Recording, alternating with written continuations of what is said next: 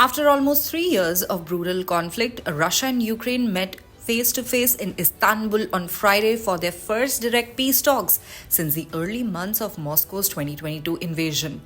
The meeting, held at Istanbul's historic Dolmabahce Palace, lasted less than 2 hours, and while it produced a breakthrough in the form of a larger prisoners swap, hopes for a ceasefire remained distant.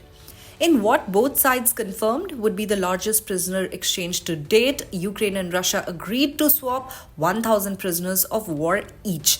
This symbolic step, though significant, was overshadowed by continued deadlock over more fundamental issues, especially after a temporary ceasefire, which Ukraine and its Western allies see as a first step towards a broader peace. Ukrainian Foreign Ministry spokesperson Georgy Tykhy was blunt after the talks.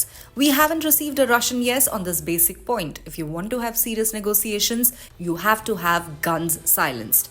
Meanwhile, Russia's delegation, led by presidential aide Vladimir Medinsky, took a more optimistic tone. Medinsky said Moscow was satisfied with the outcome and expressed willingness to keep diplomatic channels open. He added that both sides had agreed to share a detailed ceasefire proposal and that Kyiv had requested a meeting between Presidents Zelensky and Putin, which is a request that Kremlin has said it is considering.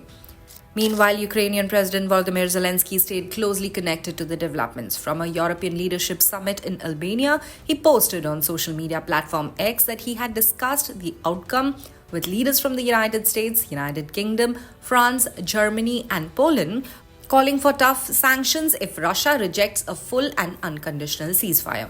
However, a senior Ukrainian official revealed that talks weren't without setbacks. Speaking anonymously, the official said that Russia had introduced new and unacceptable demands, including the withdrawal of Ukrainian forces from large areas, terms that Kyiv immediately rejected. The official said these were not previously discussed and clearly aren't acceptable. Foreign Ministry spokesperson Tykhy confirmed this, noting this is something that Russians usually voice and we were keeping to our line. Ukraine's Defense Minister Rustem Umerov, who led the Ukrainian delegation, said discussions also touched on broader frameworks for peace and potential future meetings at the highest level.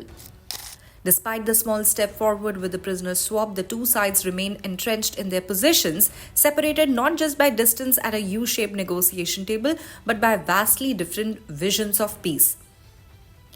Ukraine's Deputy Foreign Minister Serhiy Kyslytsya said, "The pressure on the Russian Federation must continue. We should not really relax at this point." For now, the sound of diplomacy is competing with the rumble of war, and peace, though discussed, is still a long way off.